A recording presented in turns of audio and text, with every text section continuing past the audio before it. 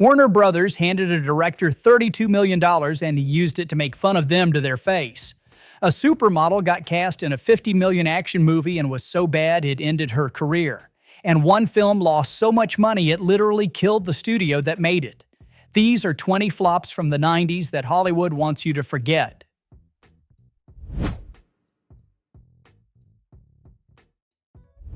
By 1996, John Carpenter had spent a decade making flops.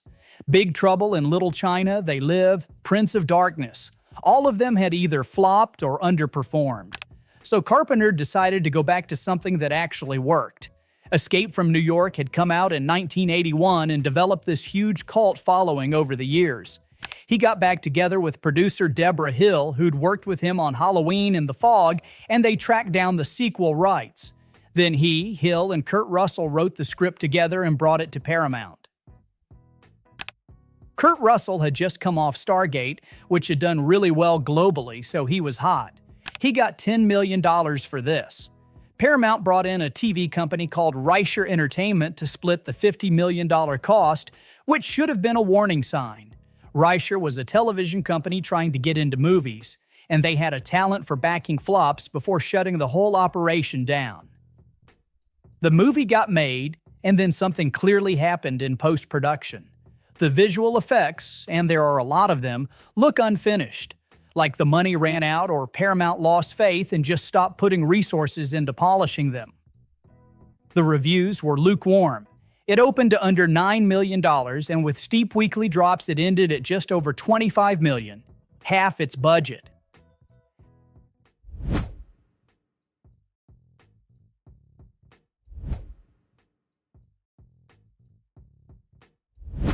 So there were these two former Disney execs, James Stewart and Rich Irvine, who started their own production company in the early 80s. Their first movie was The Secret of NIMH, which made twice its budget. Great start. And then the next 4 films flopped, every single one. By 1990, the company was basically running on fumes, and they put everything on one last bet. A $6 million beach volleyball movie starring C. Thomas Howell. Now, you might be thinking, why volleyball?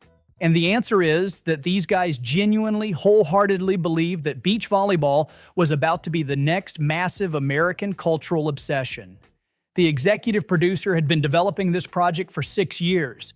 He was convinced that volleyball was to the 90s what surfing was to the 70s. The director was out there in interviews saying people just don't understand yet how exciting this sport is, but once they see this movie, they'll get it. Instead, Side Out made $401,000, and that was the end of Aurora Productions.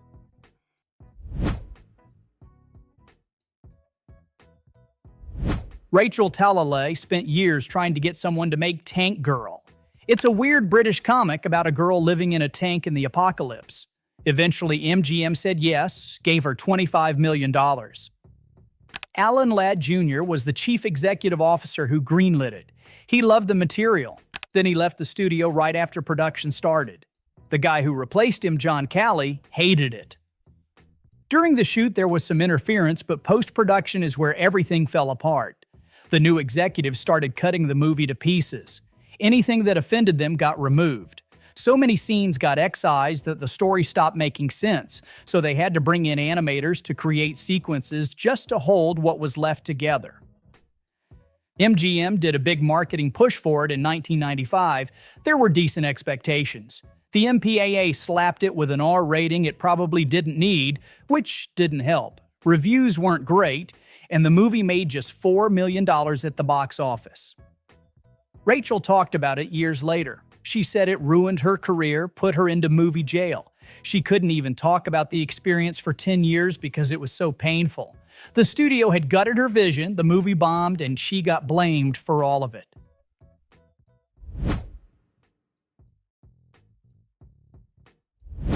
In 1996, 3 studios all had expensive alien invasion movies coming out around the same time: Independence Day, Starship Troopers, and Mars Attacks. Independence Day was sincere flag-waving, save the world, no irony whatsoever. Starship Troopers was Paul Verhoeven doing his anti-war satire thing. And Mars Attacks was Tim Burton making fun of those old 50s B-movies about flying saucers, except with a huge budget and a massive ensemble cast. The public made Independence Day one of the biggest movies ever. The other two bombed hard. Warner Brothers originally wanted Mars Attacks out in summer 1996, but Fox had already claimed July 4th for Independence Day, so they moved it to Christmas instead, figured it would do well over the holidays. Budget came in somewhere between 70 and 80 million.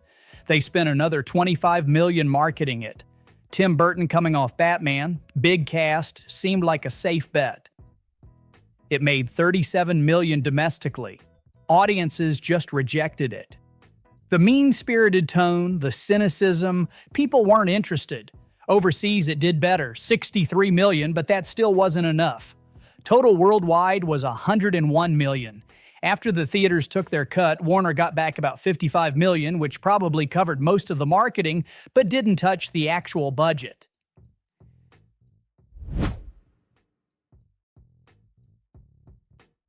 Robert Longo was a video artist. He became friends with William Gibson, the guy who wrote Neuromancer and basically invented cyberpunk.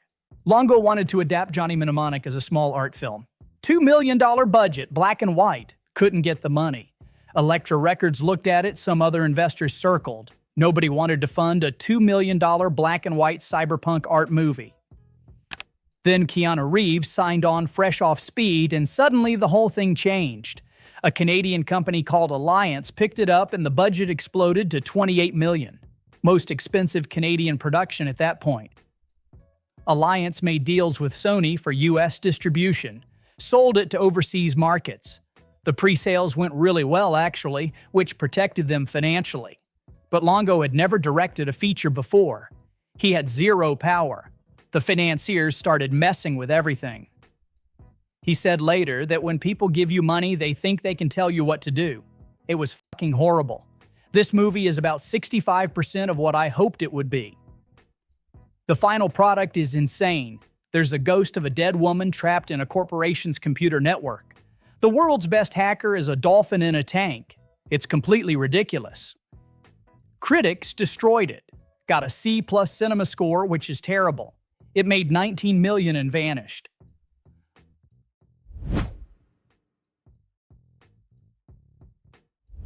The 90s had this weird thing where Hollywood couldn't figure out if certain stars were actually bankable or just got lucky with their co-stars. Denzel Washington was dealing with exactly that problem in 1995. He'd gotten an Oscar nomination for Malcolm X a few years earlier, and he'd been in some big movies. The Pelican Brief with Julia Roberts, Philadelphia with Tom Hanks, Crimson Tide, which was a Jerry Bruckheimer production. But every time one of those movies succeeded, the studios would say, well, yeah, but he had Julia Roberts. Or that was really a Tom Hanks movie. So when Virtuosity came around, Denzel got a $7.5 million payday to prove he could carry a movie on his own. The problem was, Virtuosity was garbage. This was 1995, and Hollywood was absolutely convinced virtual reality was going to be the next big thing. But the public was already tired of this stuff. They hired Brett Leonard to direct, the guy who made The Lawnmower Man. The movie opened, got destroyed by critics, and made $24 million on a $30 million budget. Virtuosity killed Brett Leonard's studio directing career completely. And Denzel had another flop that same year, Devil in a Blue Dress, which was actually well-reviewed, but nobody saw it. So in 1995, he starred in 2 movies. Both flopped, and studios kept saying, see, we told you he's not bankable on his own. Took him a few more years to finally break through that.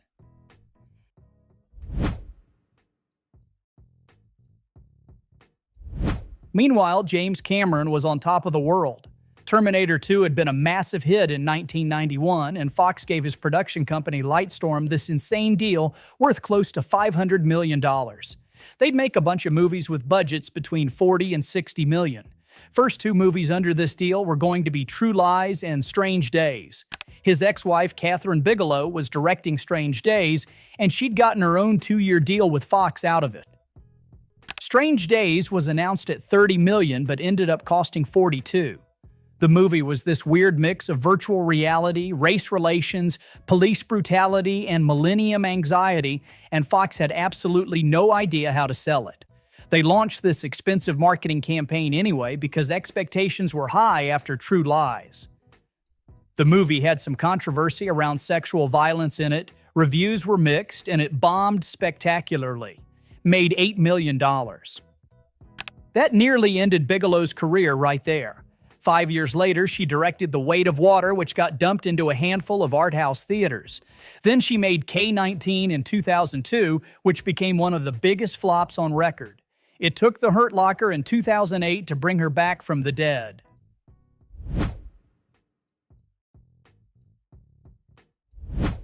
Bruce Willis spent most of the 90s trying to destroy his own career, and it started right after Die Hard turned him into a star.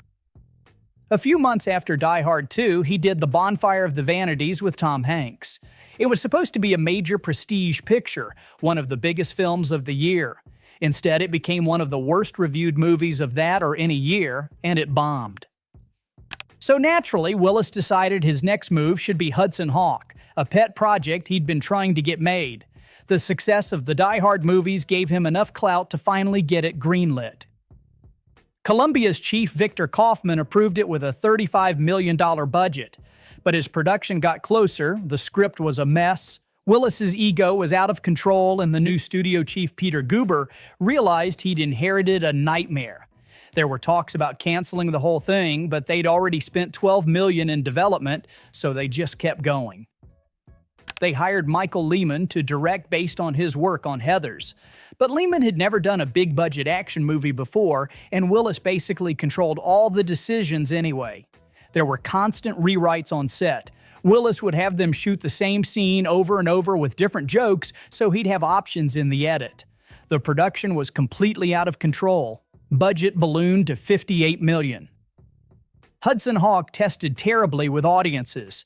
Got reviews even worse than Bonfire of the Vanities, which was already a disaster.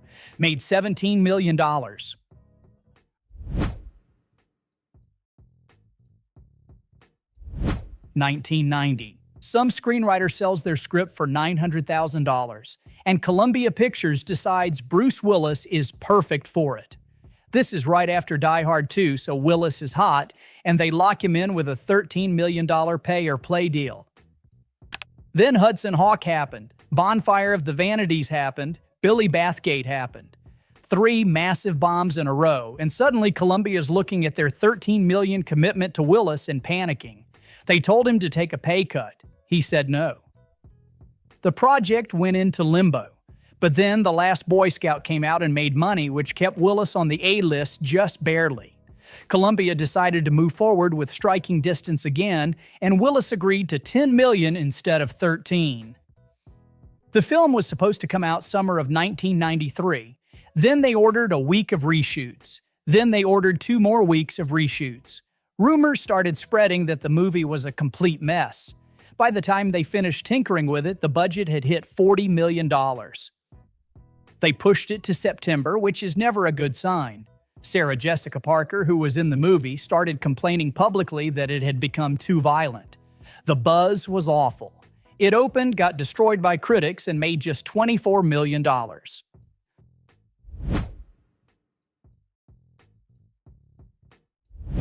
Nancy Meyers and Charles Shire had just made Father of the Bride, which was a hit, and they chose I Love Trouble as their follow-up. Julia Roberts was coming off a strong 1991, and after taking a year off, she signed on to do 2 movies back-to-back. One was The Pelican Brief, which became a hit. The other was I Love Trouble. The production cost $40 million and the shoot was a nightmare. Julia Roberts and Nick Nolte despised each other. And when they weren't fighting with each other, they were fighting with Meyers and Shire because apparently the screenplay wasn't working. The hatred got so intense that in multiple scenes, one of them would be acting opposite a stand-in because they refused to be in the same room. And then it leaked. The public found out the 2 leads hated each other, and suddenly Disney's got a problem. They were trying to sell this as a romantic comedy, but everyone knew there was zero chemistry between Roberts and Nolte. So Disney panicked and switched the marketing to make it look like an action thriller instead. That backfired completely. Robert's female fanbase wasn't interested in an action thriller, and male audiences looking for action weren't interested in a sanitized PG-rated movie with Julia Roberts. It opened against The Shadow. Wyatt Earp and Speed was still playing strong. Nobody wanted to see two actors who hated each other pretend to fall in love. The movie earned just $30 million, didn't even make its budget back.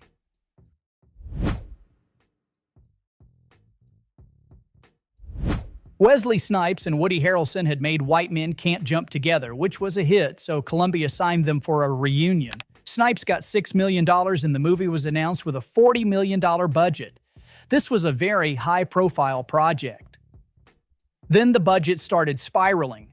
The production was running more than 30% over budget because they decided to shoot most of the movie in LA instead of New York, which meant they had to build a mock New York City subway set, one of the biggest and longest sets ever constructed for a movie at that point. But that wasn't enough. They also spent a fortune shipping 15 actual subway cars from New York to LA. Each car weighed over 80,000 pounds. The final budget hit $70 million. Theater exhibitors were reportedly very excited about Money Train. The commercial expectations were sky high. It made $35 million. And then things got worse. Days after the movie opened, two people in New York lit a subway booth on fire, and the MTA employee inside died. The attack resembled scenes from Money Train, and suddenly the movie was caught in this manufactured controversy about whether it had inspired real violence. So Columbia spent $70 million shipping subway cars across the country, the movie bombed, and then it got blamed for a murder. That's how Money Train ended.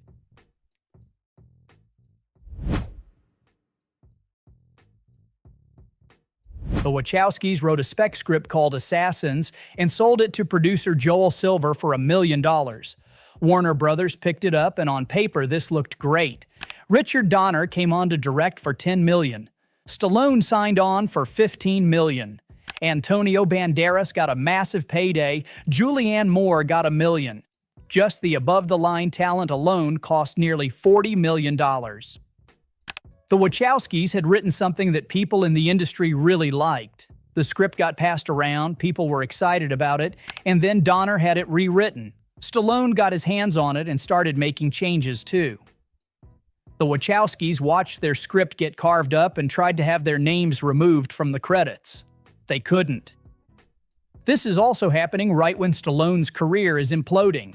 He'd just signed this insane $60 million deal with Universal for 3 movies, the kind of deal that seemed untouchable at the time. Then Judge Dredd opened a few months before Assassins, and the box office was atrocious. His star power was starting to fade. Assassins got heavily marketed. The tracking looked good going into release. It opened with $30 million domestic, which sounds okay until you realize how much this thing costs to make and market. Overseas, it did $53 million, which for Stallone at that time was mediocre. Total worldwide gross was $83 million.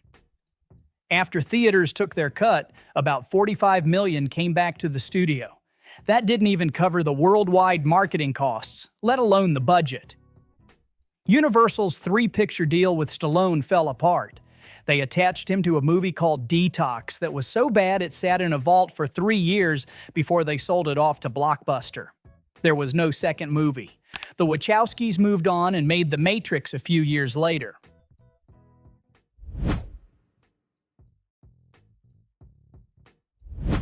Warner Brothers and Joel Silver decided to build an action movie around supermodel Cindy Crawford. That was the pitch. Take one of the most famous faces in the world and make her an action star. The smart move would have been pairing her with someone who could actually act. Someone strong enough to carry the movie while she figured out how to be in front of a camera. Instead, they hired Billy Baldwin coming off another terrible movie called Sliver. The budget started at $30 million. Then they did 2 weeks of reshoots that cost over $2 million, which is never a good sign. That last-minute salvage job pushed the release from summer to November. There was massive awareness for Fair Game because the press and tabloids were obsessed with Crawford. Everyone knew this movie existed, but when people actually saw the marketing materials, it looked ridiculous. More like something you'd find in the direct-to-video section than a $50 million release. Critics destroyed it. People who actually showed up gave it a C+ cinema score, which is brutal. It made $11 million total. Crawford's wooden performance ended her acting career immediately. She went back to modeling and never tried this again.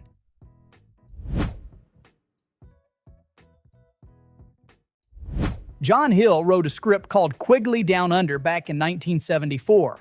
Producer Mort Engelberg optioned it in 1979 as a vehicle for Steve McQueen. Then McQueen died the next year and the project died with him.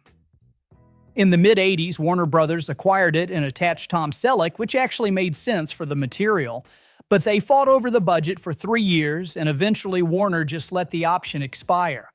The script had been floating around Hollywood for 15 years at this point.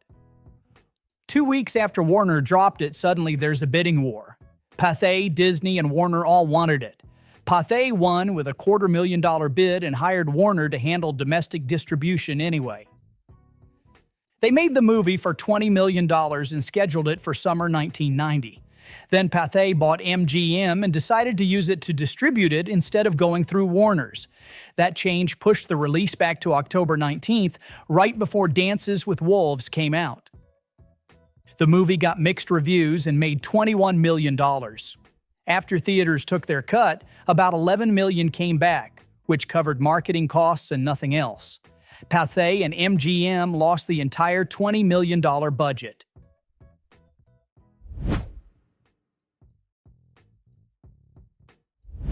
Late 80s, early 90s, Joel Silver's making a fortune with high-concept action movies, and he decides he wants to do something different. He wants to build this whole sub-slate of director-driven passion projects, where big stars could make whatever weird thing they wanted. Nothing But Trouble was the test case. Dan Aykroyd wanted to direct a movie. First time and only time as it turned out. Warner Brothers gave him just over $30 million and made it part of a 3-picture deal with Chevy Chase worth $23 million. This was supposed to be the start of something. The movie was originally scheduled for Thanksgiving 1990. Then they did test screenings and the reaction was so bad they ordered reshoots and pushed it to Christmas. Major holiday release, big marketing push. Then they watched it again and moved it to February 15th, 1991. February 15th is where studios dump things to die. Warner wouldn't screen it for critics because they knew what they had. They had no idea how to market this thing, so they just released it and hoped for the best. When reviews finally came out, they were as brutal as you'd expect. Audiences gave it a D+ cinema score. That's the kind of score that means people actively hated what they just watched. The movie made $8 million total. Dan Aykroyd was filming My Girl when Nothing But Trouble came out. He said he knew within about 2 days that it was over. Years later, he admitted the movie set him back 10 years, that nobody was going to hand him the reins to direct again after that. And they didn't. Nothing But Trouble was Dan Aykroyd's first and last movie as a director, and Joel Silver's experiment was dead on arrival.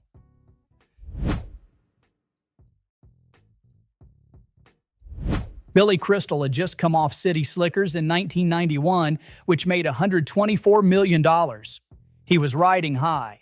Castle Rock gave him the freedom to make whatever he wanted. So he wrote and directed Mr. Saturday Night. It bombed.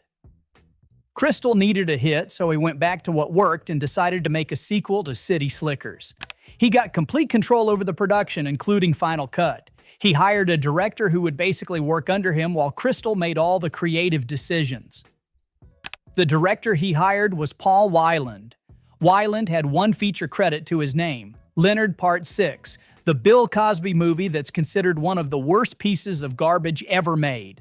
That was the guy Crystal chose to collaborate with while making all the decisions himself. City Slickers 2 cost somewhere in the mid-40s budget-wise. Critics immediately called it out as a soulless cash grab, and the timing couldn't have been worse. The movie opened into a market completely saturated with broad comedies, Maverick, The Flintstones, Renaissance Man, Beverly Hills Cop 3. Everyone was competing for the same audience. The movie made $43 million. Crystal followed that up with a string of flops. He didn't land another hit until Analyze This in 1999, 5 years later.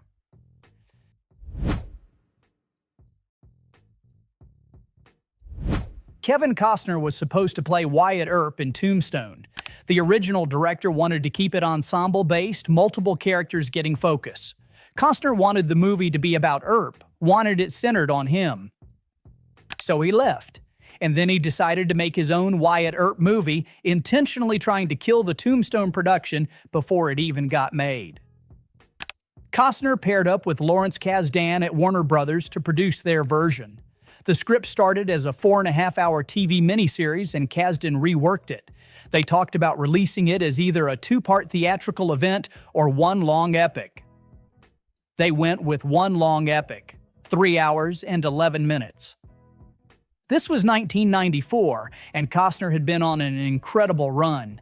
Dances with Wolves won Best Picture. Robin Hood was a massive hit. The Bodyguard was huge. His last movie, A Perfect World, disappointed a bit, but expectations were still sky high for Wyatt Earp. Warner spent $60 million on it. Tombstone, the movie Costner abandoned, survived its troubled production and came out in 1993. It was a modest hit. More importantly, the VHS street date for Tombstone was June 22, 1994. Wyatt Earp opened in theaters a few days later.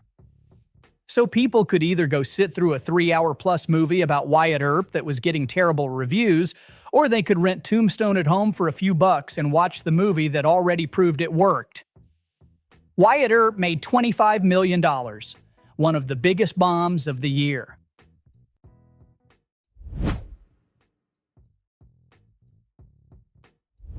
(1992), Basic Instinct turned Sharon Stone into an A-lister overnight. She's got real power now, the kind where studios actually listen to what she wants. So in mid-1993, she attached herself to this Western called The Quick and the Dead, and it would be her first producing credit. First thing she did was hire Sam Raimi to direct. This was going to be his first big studio picture, and it's a Western. Not exactly an obvious choice. Then Stone pushed to cast this Australian actor nobody in America had heard of in a lead role, guy named Russell Crowe. This would be his first American movie. The Quick and the Dead was supposed to come out fall of 1994, but TriStar looked at the release calendar and panicked. There were already too many westerns scheduled that year: Bad Girls, City Slickers 2, Maverick, Wyatt Earp. The genre was getting crowded. But the bigger problem was Sharon Stone herself. After Basic Instinct, she'd starred in Sliver, which made money but everyone agreed was god-awful. Then she did Intersection, which flopped. Studio executives were getting nervous about her box office reliability. So they moved the release date and waited. They were hoping The Specialist, her upcoming movie with Stallone, would be a huge hit and bring back the heat. The Specialist did mediocre business domestically, solid overseas, but critics trashed it and called it a turkey. It didn't help her at all. The Quick and the Dead finally came out February 10, 1995. Reviews were mixed and people hated it, gave it a C+ cinema score. It made $18 million against a $35 million budget. Crowe would be in another flop later that year called Virtuosity. Took him a few more years before Gladiator turned him into a star.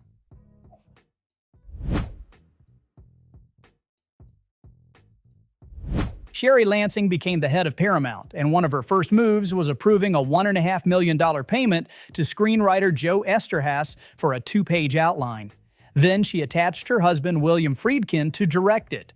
The charges of nepotism started immediately, because every other studio in town considered Friedkin unemployable at that point. The budget for Jade ended up at $34.6 million, and the whole project was supposed to launch David Caruso into a bankable movie star. Caruso was hot from NYPD Blue, and this was meant to be his big break into film. There was a ton of publicity building up to release. Paramount was hoping Jade would revive audience interest in the erotic thriller, bring back that Basic Instinct heat. Then the reviews came out and they were abysmal. The buzz turned toxic almost overnight. Audiences gave it a C+ cinema score, and it bombed hard, made $9.8 million. After Jade failed, no studio would build a movie around David Caruso again. He ended up going back to television eventually with CSI Miami, which worked out better for him anyway. And Jade marked the end of Joe Esterhazy's run of hugely profitable spec script sales. He'd been making millions selling these things, and Jade killed it. Friedkin kept getting work, though, because his wife was running Paramount. He made Rules of Engagement and The Hunted next, and both of those flopped too.